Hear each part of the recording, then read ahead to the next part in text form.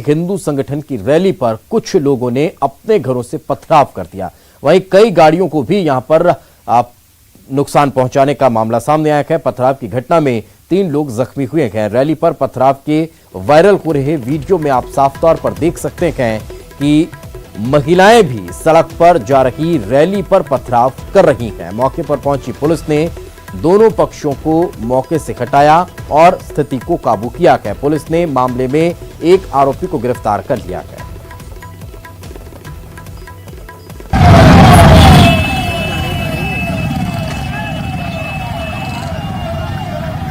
ये तस्वीरें आप देख सकते हैं, उज्जैन का ये मामला है जहां पर रैली निकाली जा रही थी। हिंदू संगठनों के द्वारा ये रैली निकाली जा रही थी और इस रैली पर पथराव किया गया है। महिलाएं भी इस पथराव में शामिल रही। घर की छतों से ये पत्थर बरसाए जा रहे हैं।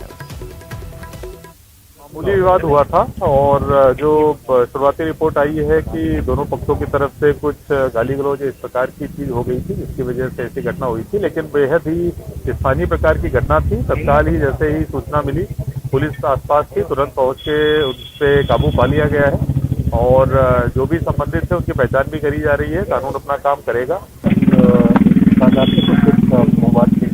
इसके बाद दोनों पक्षों में बातचीत सरकारी पुलिस इंटरवेंशन किया गया और अभी सामान्य है। हम लोग लगातार पेट्रोलिंग कर रहे हैं और जो भी पाए जाते हैं। तो और ज्यादा जानकारी के साथ हमारे सहयोगी आनंद निगम हमारे साथ जुड़ चुके हैं। आनंद, सबसे पहला सवाल यही कि अभी फिलहाल स्थिति कैसी है और फिर क्या ये रूट पहले से डिसाइडेड नहीं था जहां से ये रैली निकलनी थी, और अगर डिसाइडेड था तो फिर इस तरह से पथराव कैसे हो गया? बिल्कुल दीपेश, देखिए सबसे पहले तो ये कि जो है फिलहाल अगर अभी बात की जाए तो अभी जो है माहौल सामान्य है। फिलहाल जो पुलिस हमला वहां पर लगा हुआ है, लेकिन जो महाकाल थाना क्षेत्र है वहां पर जरूर जो है थाने की पुलिस लगा दी गई है और अलग से और भी बल मंगाया गया है। दूसरी बात ये कि जो अगर बात की जाए रैली की, तो रैली का जो रूट है पहले से तय था और तय रूट पर ही वे जो है उज्जैन के फ्रीगंज इस क्षेत्र से निकलकर जो है भारत माता मंदिर की तरफ गए थे। लेकिन इस बीच एक एरिया है बेगमबाग में, वहां पर ये पत्थरबाजी हुई है और पत्थरबाजी होने के बाद फिलहाल थोड़ी देर के लिए माहौल शांत रहा, लेकिन तत्काल पुलिस ने पहुंचकर जो है माहौल को काबू में कर लिया और फिलहाल अभी जो है माहौल शांतिपूर्ण यहाँ पर है। जी बिल्कुल, चलिए बहुत बहुत शुक्रिया आनंद इस तमाम जानकारी के लिए। तो जैसा कि हमारे सहयोगी बता रहे हैं कि फिलहाल सब कुछ शांत हो चुका है, माहौल शांत हुआ है, स्थितियां जो है वो नियंत्रण में है। पुलिस ने थोड़ी सी चौकसी बढ़ा दी है, बल बढ़ा दिया गया है और वहां पर अब चाक चौबंद व्यवस्थाएं देखने को मिल रही है। आगे बढ़ते हैं खबर भोपाल से। 28 दिसंबर को विधानसभा घेराव की तैयारी की जा रही है। भोपाल कलेक्टर ने आदेश जारी किए हैं। ट्रैक्टर, तांगा, बैलगाड़ी की नो एंट्री रहने वाली है। 5 किलोमीटर के परिधि में वाहन प्रवेश पर रोक रहेगी। ट्रैक्टर पर कांग्रेस विरोध प्रदर्शन करने वाली है, लेकिन चूंकि विधानसभा का सत्र चल रहा है और धारा 144 लागू कर दी गई है, साथ ही साथ इस तरह के रैली प्रदर्शन पर भी वहां पर रोक रहने वाली है। अब ये नई सिरे से जो आदेश जारी कर दिए गए हैं कि जो 5 किलोमीटर का दायरा है विधानसभा का, वहां पर किसी भी तरह के ट्रैक्टर, तांगा, बैलगाड़ी के प्रवेश की अनुमति नहीं रहने वाली है।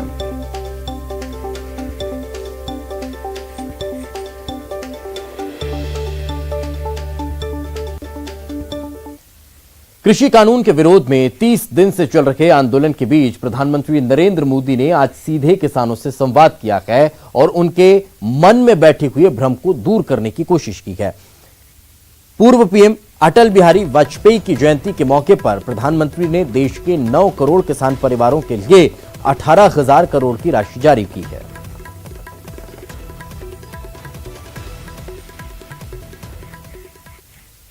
बीजेपी का अटल किसान संवाद, किसानों से पीएम की सीधी बात। नमस्कार, जय हिंद। अरुणाचल के लोगों को तो जय हिंद कह रहा हूं। किसान आंदोलन के 30वें दिन पीएम नरेंद्र मोदी सीधे किसानों से रूबरू हुए, उन्हें कृषि कानून से जुड़ी बातें समझाई तो किसानों के उस भ्रम को दूर करने की कोशिश भी की, जिसे लेकर किसान संगठनों और सरकार के बीच बातचीत कई दौर के बाद भी सही राह पर नहीं आ पा रही। पूर्व प्रधानमंत्री अटल बिहारी वाजपेयी की जयंती पर बीजेपी ने अटल किसान संवाद किया। देश के कई हिस्सों में केंद्रीय मंत्री समेत बीजेपी के कई नेता पहुंचे और किसानों संग चौपाल की। इस मौके पर पीएम किसान सम्मान निधि की अगली किस्त जारी की गई। पीएम ने 9 करोड़ किसान परिवारों के बैंक खाते में 18,000 करोड़ की राशि ट्रांसफर की।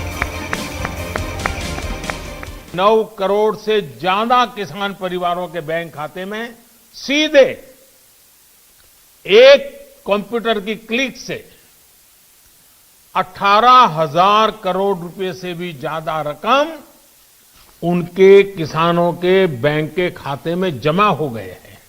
देश भर के किसानों को हर साल केंद्र सरकार की तरफ से 6,000 रुपए 3 किस्तों में दिए जाते हैं। किसानों से सीधे संवाद में पीएम ने उन्हें विपक्ष की ओर से फैलाए जा रहे भ्रम से बचने की सलाह दी। सिर्फ झूठे आरोप लगाओ, सिर्फ अफवाहें फैलाओ, हमारे किसानों को डरा दो और भले भोले किसान कभी कभी आपकी बातों में गुमराह हो जाते हैं। भाइयों बहनों, ये लोग लोकतंत्र के किसी पैमाने को, किसी पैरामीटर को मानने को तैयार नहीं है। पीएम ने किसानों को कृषि कानून से जुड़े फायदे बताए और इस कानून को किसान हित में बनाया गया देश का सबसे बेहतर कानून बताया। इन कृषि सुधारों के जरिए हमने किसानों को बेहतर विकल्प दिए हैं। इन कानूनों के बाद आप जहां चाहे, जिसे चाहे अपनी उपज बेच सकते हैं। किसान को इतने अधिकार मिल रहे हैं तो इसमें गलत क्या है? इसमें गलत क्या है कि अगर किसानों को अपनी उपज बेचने का विकल्प ऑनलाइन माध्यम से पूरे साल और कहीं भी मिल रहा है।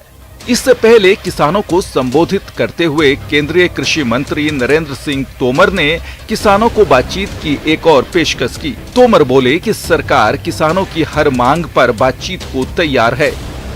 मैं उनको आग्रह करना चाहता हूं कि वो इस आंदोलन को त्याग कर, सरकार ने वार्ता का निमंत्रण दिया है, वार्ता पर आए और मुझे आशा है कि किसान इस बात को समझेंगे, नए कानून के मर्म को समझेंगे, नए कानून के महत्व को समझेंगे और हम समाधान की ओर अग्रसर होंगे।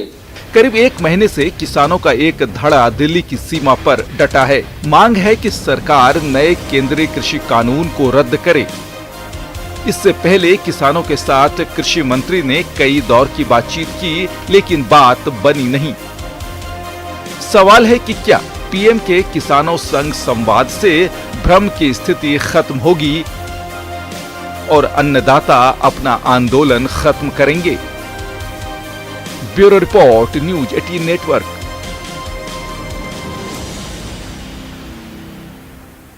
आगे बढ़ते हैं। सत्र से पहले विधानसभा में कोरोना विस्फोट। मध्य प्रदेश विधानसभा सचिवालय कोरोना की चपेट में आ चुका है। विधानसभा सचिव के 34 कर्मचारी संक्रमित पाए गए हैं। तो विधानसभा जो सचिवालय है उसके 34 कर्मचारी कोरोना पॉजिटिव पाए गए हैं। विधानसभा सत्र से पहले सभी कर्मचारियों का टेस्ट कराया गया है और आज भी कई कर्मचारियों के सैंपल लिए गए हैं। 28 दिसंबर से विधानसभा के शीतकालीन सत्र की शुरुआत होनी है और इस वक्त हमारे सहयोगी शरद हमारे साथ जुड़ चुके हैं। शरद, काफी चिंताजनक स्थिति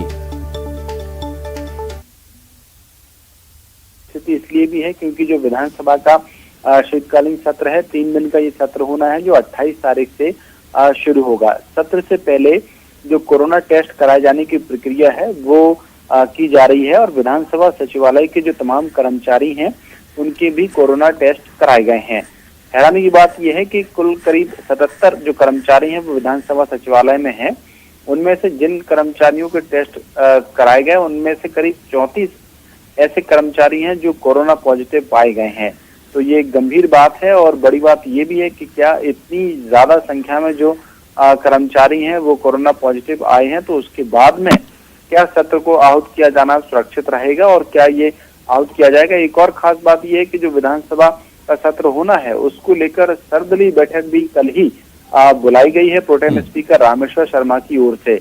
तो देखना होगा कि आखिरकार अब क्या कुछ प्रक्रिया आगे होती है, क्योंकि अगर 34 कर्मचारी एक साथ कोरोना पॉजिटिव हो जाए तो फिर ये गंभीर बात है और संभवतः उस इलाके को या उस जगह को अगर हम विधानसभा को कहें तो फिर उसको कहीं ना कहीं काफी चिंताजनक स्थिति है। अब देखना होगा कि कल बैठक में क्या निर्णय लिए जाते हैं। बहुत बहुत शुक्रिया शरद इस तमाम जानकारी के लिए।